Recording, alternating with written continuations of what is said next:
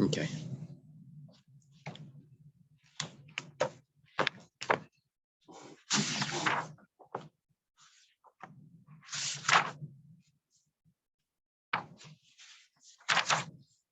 You were holding out a Mishnah on Ayin Aleph Amid Beis, right? No. Yeah, on Ayin Aleph Amid Beis, the Mishnah, Amrulai. That's 71b. Thank Hashem that we're able to learn Torah every day. We're learning, we should have Bais English immediately. Oh, come on.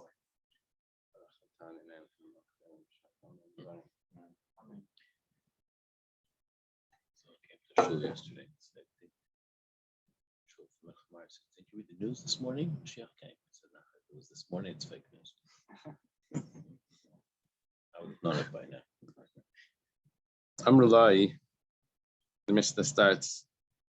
They said to him, Nichtav get l'ishtacha. Should we write a get for your wife? And he responds, yes. You should write the get. So they went ahead in Amrul Sefer, the Kasav, B'leidim v'chasmu. They told the Sefer to write, told the Eidim to sign. Now, he didn't tell them to do that. He told them to write. Afal pi shekasvu v'chasmu v'nastalai v'chazav v'nastala hari get batal. Ad sheyem l'sefer k'sev v'leidim chasim. They took the written get and the signed get. They gave it back to him. He gives it to his wife. It's all worthless. Because there were no instructions there to the Sefer. There were instructions to these Eidim that they should do the whole thing. They went ahead and told someone else. That was not the instructions. Get this bottle until he tells the Sefer. In other words, basically, there's only one solution here. He has to tell the Sefer directly to write, and he has to tell the Eidim directly to sign. That's what the Mishnah is telling him. Eidim just happened to also be a sofa. So then he would have to tell him exactly the direct instructions according to this Mishnah. He's telling him to write it and sign, then he would tell that aide to write and sign, or whatever it is. Basically, that's how it's going to work. So it's like this. Gemara says right away, Taima. Reason why when he says to write it, the reason why they cannot tell other Sefer, they cannot tell a Sefer and Eidim to sign, they have to do it themselves, is Delay Amar Tenu. He didn't tell them to give the get. We had a Mishnah before that Ha'amar Tenu Naisnin, that if he would have said to 3 people, give a get to my wife, then that would have been considered a Bezdin. And the Bezdin can instruct other people, at least according to Reb Meir, the Bezdin can instruct others to do the writing. If you said, tell a Bezdin, then that's considered like you told them that you gave them that instructions. Time at Layamar Tenu. He only said, right? Ha'amar Tenu, nice money. Who would that fit with? Reb Meir. The opinion of Reb Meir, Damar Mili Mimstran L'Shliyach. Reb Meir holds that even if you not holding the get itself, you're just holding the instructions, which is really just words. One shliach can give over words to another shliach, and he can give over those instructions that the next shliach should write it. Let's look at the Mishnah further. Super medayik, but the problem here in the Mishnah is that it said ksuvu, it said write it. So that's why we only have one solution. Only solution is if he gives direct instructions. But if he would have said tenu, then we would have had a whole different story. Let's go further. Because tenu would mean a completed product. Right, a completed product, which means that that's instructions to a Bezdin. That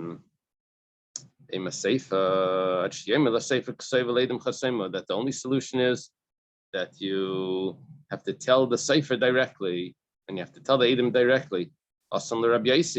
That fits with Rabbi Yossi. Rabbi Yossi holds that there's no way out. And over here we're saying that there's no way out. The only way is to tell them directly.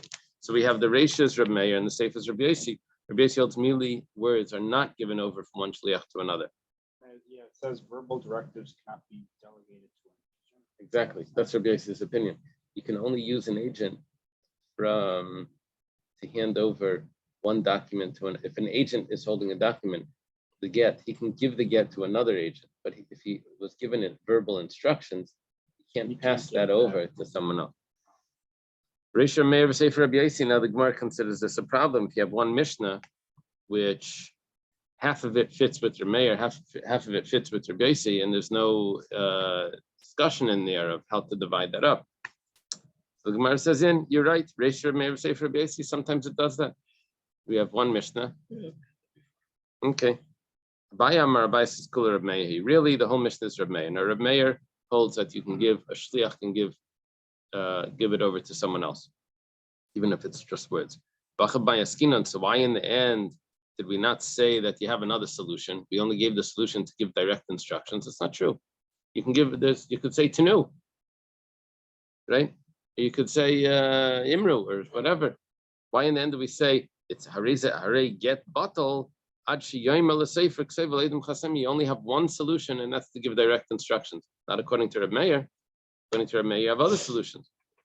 We're accepting the case that he said to, he did not say tenu.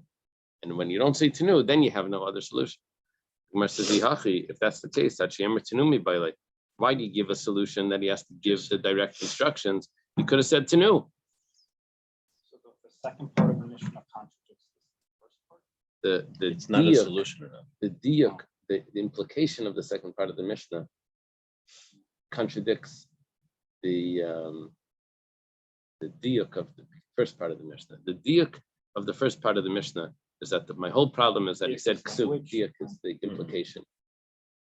The exact wording implies, the specific wording implies something. To deduce.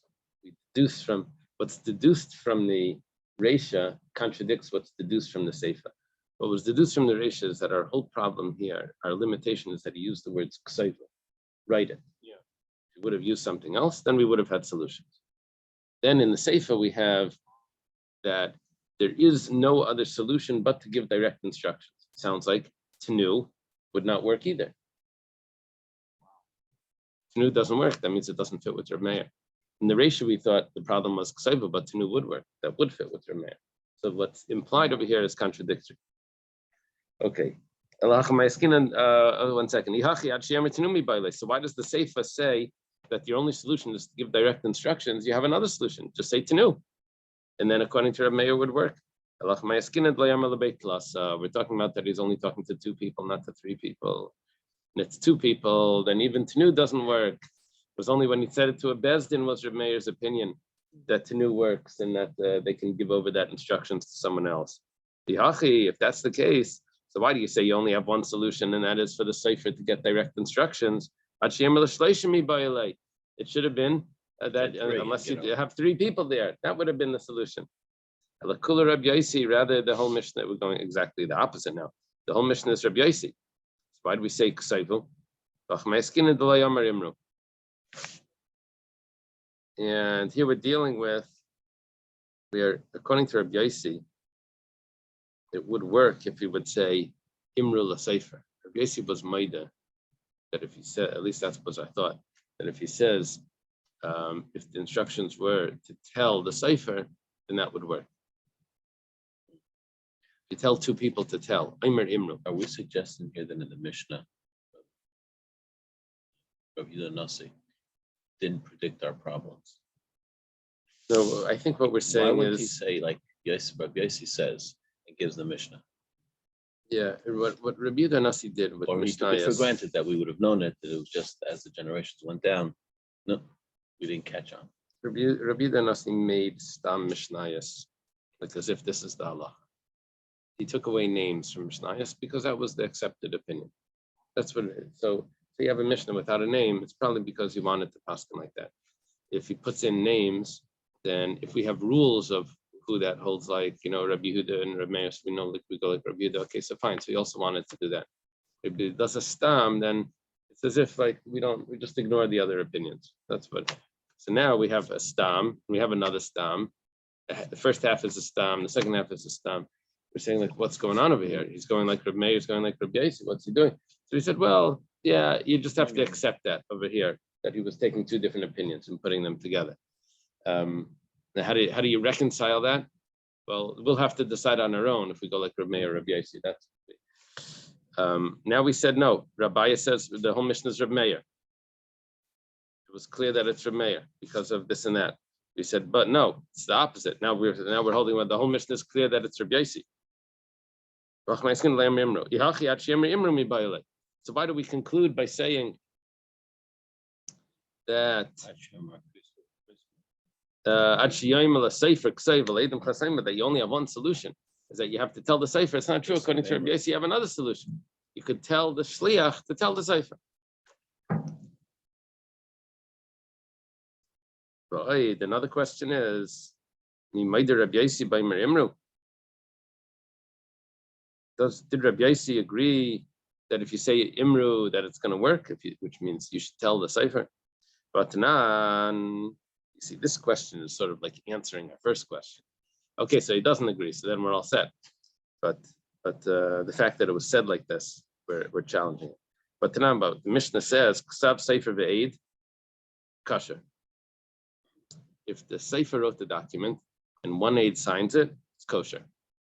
Because the witness, the Sefer's handwriting is itself considered like a witness. That's the way the Mishnah could be read. Rabbi Yirmiyah adds in, he says, no, that's not the way we should read the Mishnah. Chasam Sefer Shenino. We should read the Mishnah that it was the Sefer had also done one signature and then the aide signed. That's why it's going to be kosher. It's not just the handwriting of the Sefer, it's the signature, it's the handwriting plus a signature, plus another aide that's going to make it kosher. Rav Chizda says, who could this go like? Must Nisimani use our Mishnah Rabbi Yossi. It must be like Rabbi Yossi. Who says that you can't use a shliach to give instructions.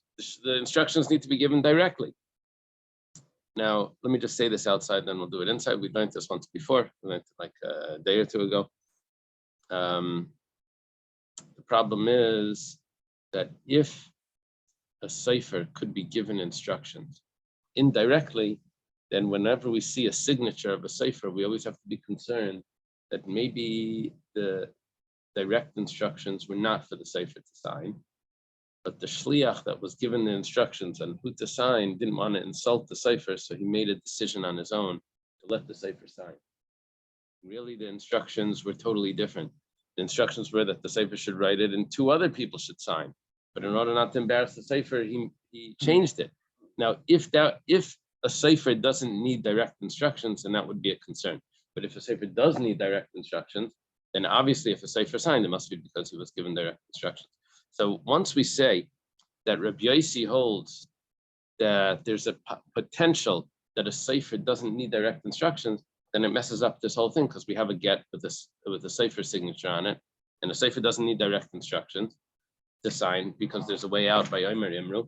Then how could you say that this is the opinion of Rabbi Yossi and you're not concerned about anything? This is a problem. We say Rabbi Chizda says, but if it could enter your mind, you could entertain the thought that Maider Rabbi Yossi by Merimru, that Rabbi Yossi agrees that if someone tells a shliach to tell the sefer and to tell the edim, so it's a shliach shliach is making another shliach. Nafik minei churva, a catastrophe could come out of this. The zimne amalu l'shnayim imru l'sefer v'yachtav l'pleini v'yachmu. Really, the husband told the sefer to tell. He said he told two people. Tell the sefer to write. Tell the two edim so and so to sign. And mishum kesuf the sefer, because of the embarrassment of the sefer, didn't want to shame him. They had the sefer sign instead of the other witness that was the real instructions. The husband never said that. At the end of the day, though, it's still signed. Yeah. The only thing is that the husband is the one that does the get. It's really the husband's get. They are acting on his behalf. Once it's not the husband, once someone else mixes in, it's not considered a good get. It has to be the husband's instruction, it has to be the husband's writing material, it has to be the husband, like, it's as if the sefer is working on behalf of the husband. I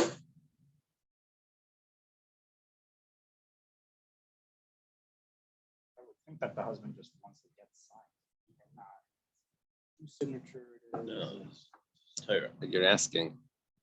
is that the cipher anyways can't do the sign. The husband anyways can't do the signing. He needs to get someone else to sign. So whoever they get to sign should be fine. I mean, the writing of it, we should say that this husband is supposed to do the writing. So the cipher needs to be direct. To have a cipher, Right. and that's the default thing. Yeah. But the signing, he can't do, the husband can't do the sign. Actually, Right. I believe that if the husband writes the get, it could be that you don't need signatures. I forget what it said. It was something about if there's the handwriting of the husband. I forget what it said. There was something about that, which would end up telling me that the Adam are working on directly on behalf of the husband as well.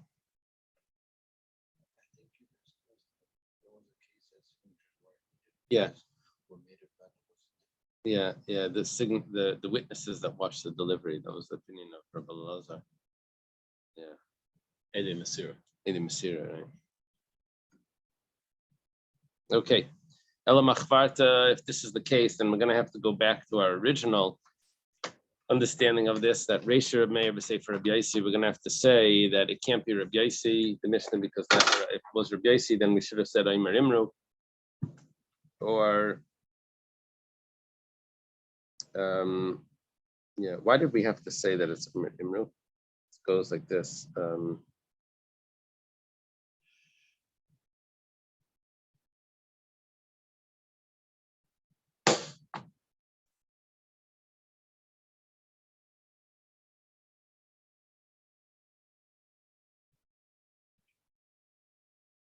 Yeah, I think what's happened here is that we have a question. Why did he say V'amalem ksuvu, that you should write? What are you trying to be medayah from that? Trying to be medayah, what are you trying to deduce? When he says, he told them write, that if he would have told them tell to write, then it would have been different. Why do you have to use that example? He told them to write. If he would have said imru, then that would have been different. That's our diak. So in other words, we needed we need a diak for the reisha.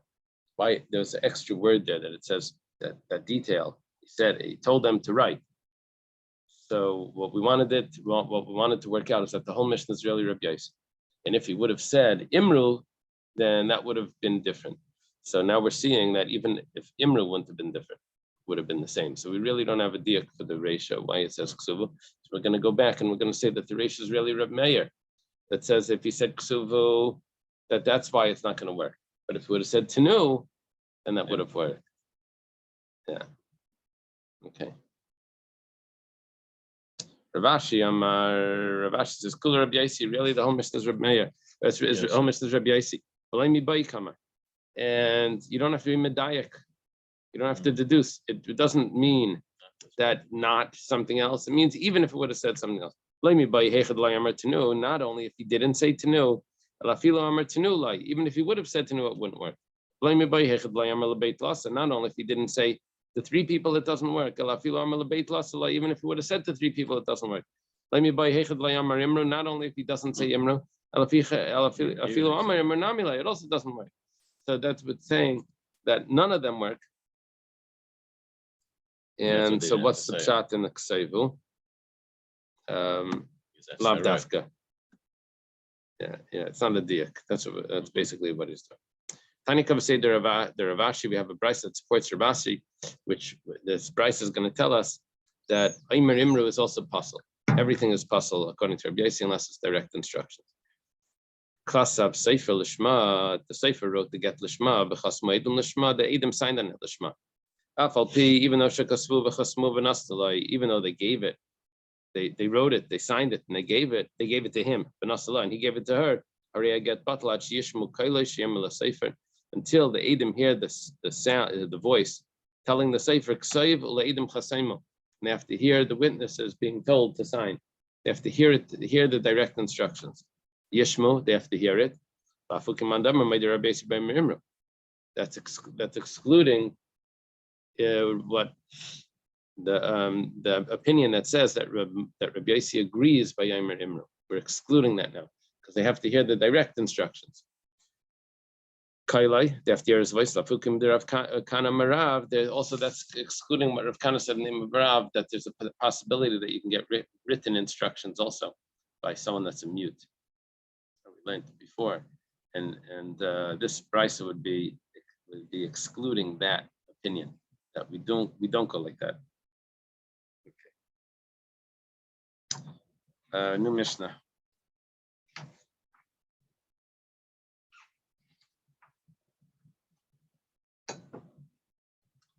Mishnah, we're going to learn about when it's considered a stipulation, when it's considered a not a stipulation, just when the get is taking effect. Is the get taking effect now, but there's a stipulation, or is the get not taking effect until later after that, like itself as a stipulation until that occurs? Because zegitechem mati. This is your get if I die. What does he mean? Is it get now or is it get then? Zegitech mechelizeh. This is your get from this illness. That means basically if he dies from this illness. Zegitech lachamisa. This is your get after I die, after the death. Layamaklum, all of that is nothing. Because all of that sounds like that the get is only taking effect after the death, and there's no such thing as a get after the death. He's dead already. And give it a get then. Well, let's say he says, Meha mati. This is your get from today if I die. That means it's your get from now, it says clearly. Me'achshav mati, from now if I die, or is a get. Then it's considered a good get. That means that this is clearly a stipulation. The get takes effect now, but the only thing is there's something that's blocking its full validity until something happens. But really, it was a get from now. So it means the get was a good get before he died, and it only takes effect retroactively after that stipulation is fulfilled. So it's going to be considered a good get.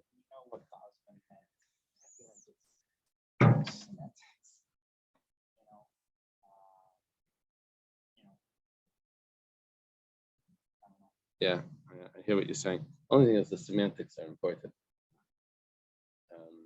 Well, in this circumstance, Yeah. it meant like if he passed away. We know that we know what he meant, that he doesn't want her to be stuck marrying his brother. That's what he meant. The question is, how did he want this get to work? Did he want it to work from now? Did he want it to work after the death?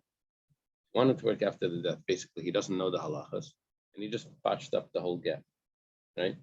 Or he does know the halachas. He wants it to work from now, and he's just saying it a little confusing. Could have said it clearly that this is your get from now, but it should only take effect then.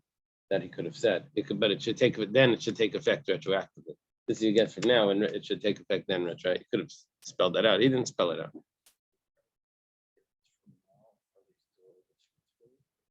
No, then it would be a get yashin. It would be a problem. They can't live together after the get. Yeah. Okay. So, mehayayim alachar misa.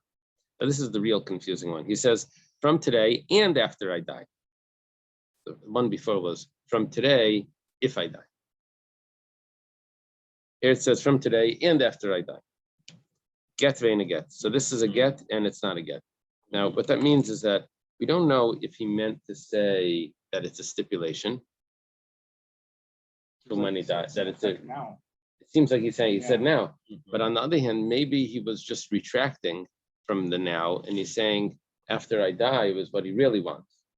So is it a stipulation or is it a retraction from what he said originally? If that's the case, it's a get and it's not a get. It says gam v'him. Right. So is it a retraction that's his main point? I think so. It sounds like a retraction, not a stipulation. Well, it's a doubt here. So the rule is going to be then he needs to do chalitza, not yibam. She needs to do chalitza. And she can't do yibam because could be it's a good get. It's a good get. She can't marry her brother-in-law, even though she is divorced. But it doesn't matter. She still can never marry her brother-in-law. She can. Can he make a get past tense? Meaning, after I die, it starts from today. Yeah, that's mehayayim alachar misa. Mehayayim imati. Me'achshav. says me'achshav imati. So he said from today. So tomorrow he's not dead, so he's still living with her. No, And but then he he can't died. still live with her, but yeah, still married to her. When he dies, then it goes back retroactively. That she was really divorced.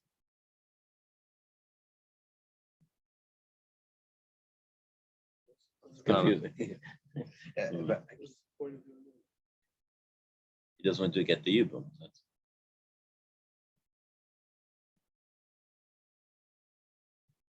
So she won't have to do Yibam. Yeah. I keep thinking about the other example. It was a while ago where the man went to come to trade and said, "Oh, I'm gonna come back by this day." Like, this kid takes it back. Is that like the only sign that this will work? Because like clearly they didn't live together. Asking if you need witnesses. I don't know if they need witnesses if they've been separate. I don't know if that's me asking. No, because I keep thinking of that example. Is that the only time that it will work? No, you write to get. He says that this is your get from today till and from today from when after I die. And then he walks out of the house. And I'm not sure if he needs to, if there's a yichud issue. Could be even with yichud. I think the whole problem is they actually had relations. I'm not sure if yichud would also be a problem. Yeah. Okay.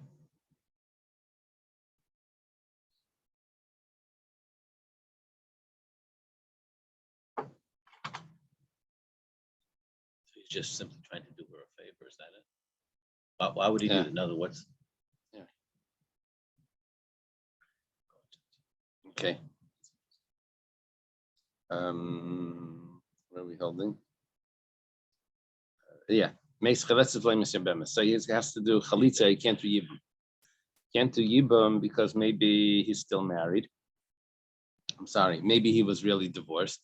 He can't marry. She can't marry someone else because maybe she wasn't divorced. Because maybe it was a chazara and machar misa doesn't work. This is an interesting case. It says this is your divorce. This is your get from today if I die from this illness. Then he got up, walks into the marketplace, but he gets sick again and then he dies. Now, from which illness did he die? Was it from the first illness or was it from the second illness? Or is the second illness part of the first illness? I knew this guy. He was on he went on a road. He was like 80 years old, but his grandchildren went on a roller coaster. He went with them. Anyway, something in the roller coaster, he tore something inside. He went to the hospital. He got an infection. They gave him medication. The medication did something to him. They had to do another procedure. This he never made it out. It was like one thing went to another. He ended up he was in the hospital like 6 months or something. He passed away there. That's sad. But was it from the roller coaster that he died? No, it was from the this, from the that, from the this, from the that. No, it's from all of those things. So they have to do an estimation. They have to evaluate what illness was it that really killed him. What was the? So here he said, if I die from this illness, so yeah, that's what they say. If you want to stay well, stay out of the hospital. Right? Okay, Alma. We see. Remember Bernie Lax. He started the Young Israel. yeah. You remember him? Yeah. It was a good guy, funny guy. Yeah. Vibrant person. Yeah. That was he. Anyway, okay. Alma, we see in Macy Kalachamisadam. In Macy, we started off and say Zegitech in Macy. We say it's not a good get. This is your get if I die. That means he says if I die with it, that if tells me that it's only taking effect afterwards. That's why we say it's not a good get. But then we say, it says from today, if I die, we say that it's not. We say that it's considered a stipulation. What is it, Mesi? If I die? If I die, is that a stipulation, or does that mean when? Does that mean it takes place then?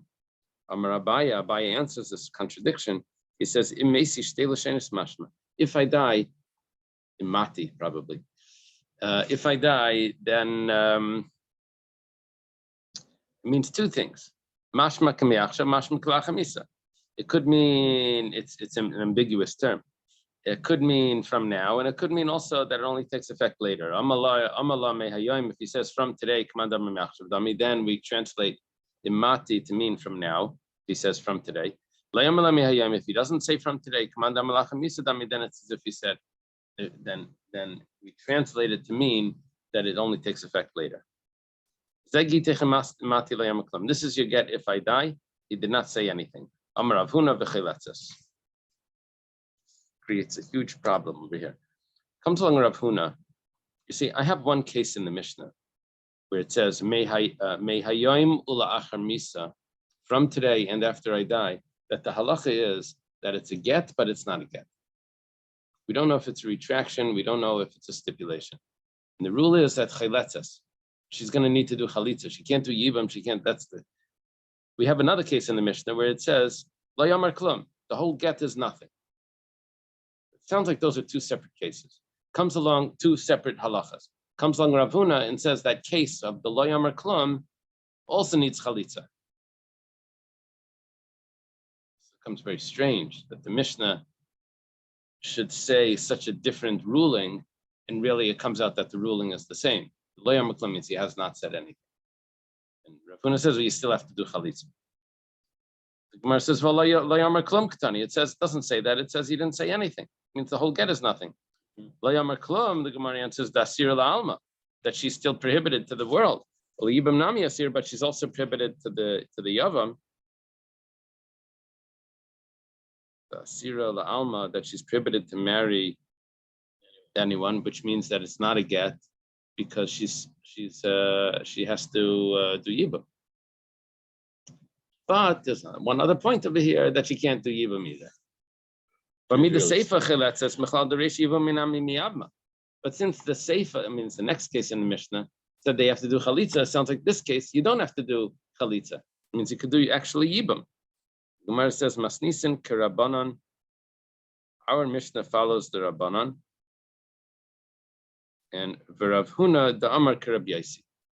But Rav Huna is following a different view. He's following the view of Rabbi Yaisi.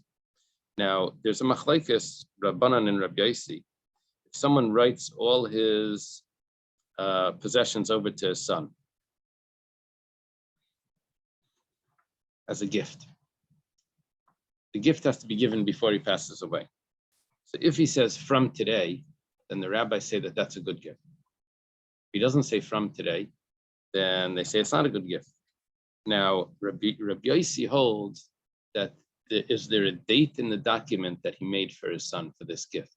If there's a date in the document, then that date itself tells me enough that it means from today. The date in the document tells me that. So we have a machlekes what hayayim. What's the, do you need a hayayim or you don't need a hayayim from today? You have to spell that out. So our Mishnah says that if you didn't say hayayim, you didn't write hayayim, then it's nothing. It's all after the death. And then therefore the get is worthless. But Rav Huna that says that the get's not totally worthless. You still have to do chalitza, you can't do yibam. That's because Rav Huna was following the view of Rabbi Yaisi that holds that even without the hayayim, because there's a date in the document that tells us that it means from today. So no one holds that you could do yibam. No one holds that the whole thing is according to the Rabbanan, you could do yibam because the get was so worthless that she's still married to her husband. According to Rabbi Yaisi, the get is not really worthless because the date in the document tells me that it could mean mehayim, which would mean that it's a good get. It's a good get. She can't do yibam. She wouldn't even need chalitza really. So we have to figure that out. Okay. Now, Why did Rav Huna say what he said? That's because he wasn't following the view of our Mishnah. He was following the view of Rabbi Yossi. That's slightly different than our Mishnah that holds that the date in the document tells me that it means from today, and then everything else is just a stipulation. If it's Rabbi Yossi, then you shouldn't even need chalitza because it should be such a good get that it works automatically. It works. It's a good get, and she's not married to him. She doesn't need chalitza. She could just marry anyone. And if you're going to tell me, you'll tell me like this. Rav Huna is following Rabbi Yossi, but he doesn't know if he's supposed to follow Rabbi Yossi, so he's passing like Rabbi Yossi to be strict, but he's also not sure, so he has to follow the rabbis as well. He's not sure if he should be following Rabbi Yossi. The Gemara says, did Rav Huna have a doubt if the halach is like Rabbi Yossi? But Rabba bar Ravua cholash. Rabba bar Ravua got ill. Ola gabe Rav Huna Rav Nachman. So Rav Huna and Rav Nachman go to visit him. Rav Nachman is the son-in-law. Rav Huna is the head of the yeshiva, and he took over after Rav passed away. And Rabba bar Ravua, I think, is the Reish Galusa, is the from the house of the Reish Galusa. Is an important person, and they go to visit him. Amalei Rav Huna Rav Nachman. Rav Huna says to Rav Nachman, "Boi minei mirabba bar Ravua halacha Rabbi Yossi ein halacha." Ask Rabba bar Ravua if the halacha is like Rabbi Yossi or the halacha is not like Rabbi Yossi. Amalei, time of the Rabbi Yossi la yadana. I don't know the reason for Rabbi Yossi. Halacha boi minei. You want me to ask him if the halacha is like him? I don't even understand it. Amalei, so Rav Huna tells to Rav Nachman, at boi minei halacha. Just ask him the halacha. At the time of the Rabbi Yossi, no, I mean, I can tell you the reason for Rabbi Yossi. I'll do that later. Meanwhile, I'll just ask him the halacha. Boi minei. So they asked from him. He asked him the question. Amalei, hachi amar Rav. Rabbi bar Ravua says that Rav said clearly, halacha ka Rabbi Yossi. That the halacha is like Rabbi Yossi. Okay. Basa denafik, after they went out from Rabbi bar Ravua's presence, Amalei, so Rav Huna tells Rav Nachman, Hainu taima de Rabbi Yossi the kasavas manishal star mechiach lav. The date on the document tells me that it means from today. That's what Rabbi Yossi says. You don't need to say me'ayim. It's because there's a date on it, and the date means that it's today. And this that he said after he dies, that means, or if he dies, that means that it's a stipulation. Ella. So now we have a question. So obviously, Rabbi Yossi found out. Rav Huna found out that the halacha is like Rabbi Yossi. So why does Rabbi Yossi say that chayletzas? You have to do chalitza. The halacha is like Rabbi Yossi. You don't even need to do chalitza. This get is considered a good get. You don't need chalitza. She's divorced and she can marry anyone. Rather, Rav Huna had a doubt. He knows the halacha is like Rabbi Yossi. The question is, that's only if that was in the that was written in the document, because in the document it says date, and the date is going to work. However, if he hands her a get and he says, "This is your get if I die," in the document it didn't say if I die. It was only a verbal stipulation if I die. So that could be that he's ignoring the date in the document. And he's giving it, saying that it should only take effect later. If it says in the document itself the date and the stipulation, then we'll say that the date tells me that it starts now, and the stipulation is just a stipulation. But if in the get it says the date, and the stipulation he just does verbally, maybe what he's really doing is ignoring the date in the document, and he's making it just take effect later. It's like a retraction. So does Rabbi Yossi agree? What would Rabbi Yossi say in that? Not is the halacha like Rabbi Yossi? He knows the halacha is like Rabbi Yossi. The question is, what would Rabbi Yossi say if we have a slightly different case because the stipulation is a verbal stipulation? The Gemara says, does he have a doubt about this? But Tanan, we have a Mishnah. This is your get. If I don't come anytime between now and 12 months, the Hillel, this is the case he mentioned. And then he passes away in the 12 months. So he's not coming. Someone's not coming, right? So ain't a get. it's not considered a good get. Why not? He didn't come. That should be a good get. Reason is because it's going to be a get lachar misa. He didn't say mehayayim.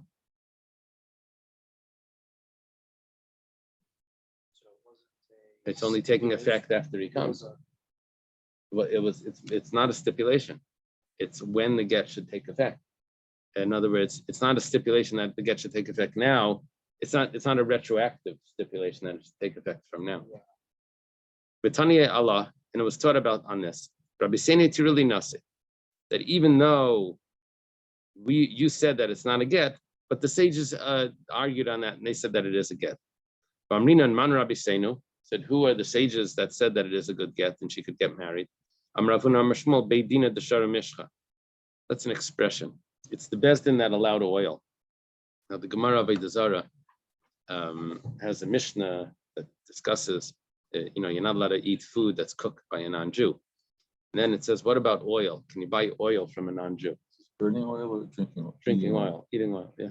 Can you get oil? Basically, the Mishnah is discussing, does oil need a hechsher? That was the thing. Does oil need a hechsher? So the Gemara says that that the sages allowed oil. Oil doesn't need a hechsher, which is true actually today. You don't need a hechsher on 100% virgin olive oil. You don't need a hechsher. So unless you don't know. yeah, yeah. Like So like hechshers on like tinfoil pans, like that. yeah, Or like candles. right. Yeah. Well, when you decide to eat it, you'll know that's okay. It has a hechsher, but it's not really necessary. If it's 100% virgin olive oil, you can buy it without a hechsher. It's like a hechsher on salt. You don't need a hechsher on salt or on vegetables. You don't need a hechsher on vegetables. You can buy tomatoes and apples. You can buy it. I hope not. They put a wax on it.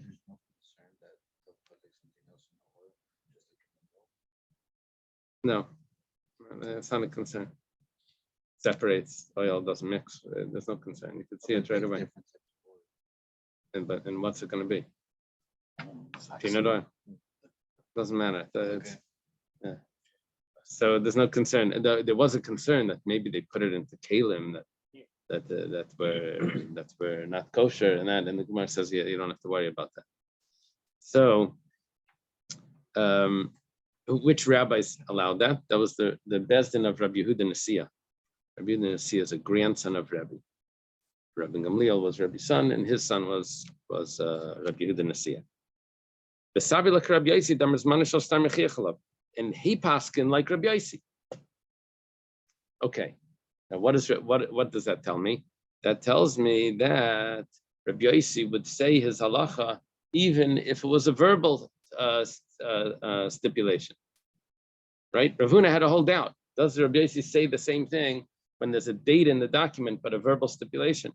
So does he say that? And comes out we have a statement from Rabbi Yehuda Nasiya that's told to us by Rabbi Yehuda Mashmol, or that's Rabbi, basically that Rabbi Yosi was the one that allows it. So why does Rav Huna have a doubt?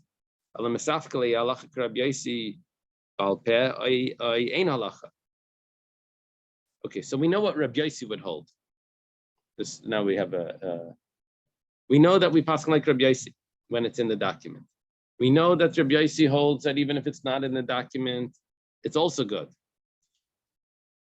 Rav Huna's question was, do we pass like Rabbi Yosi when it's not in the document? Does he actually have a doubt about this? But Rava says, this is your get if I die. Vishani Mace. And from when I die, I guess.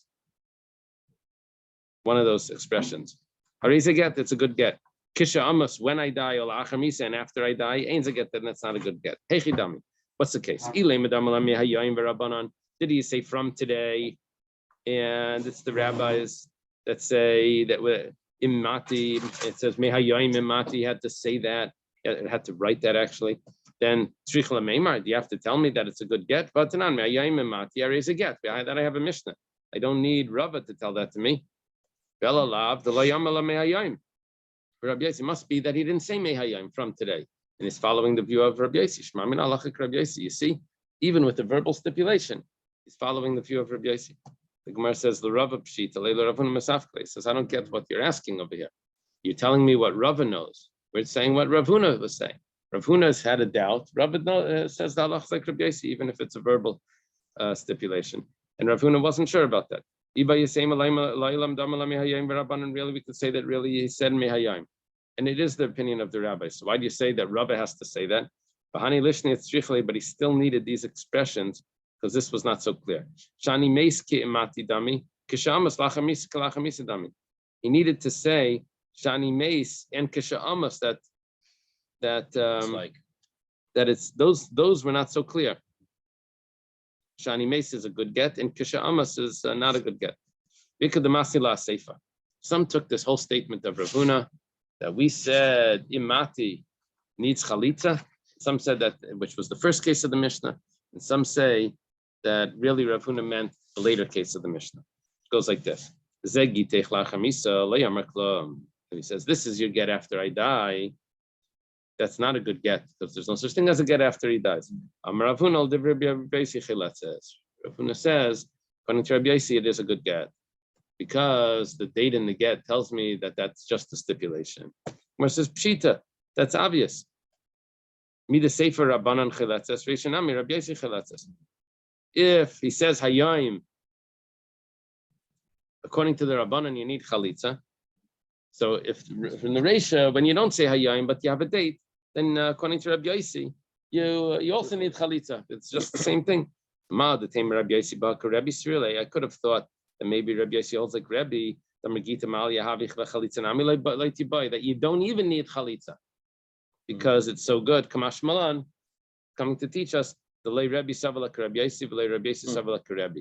That Rabbi, there's a big argument that we didn't tell us what Rabbi says yet.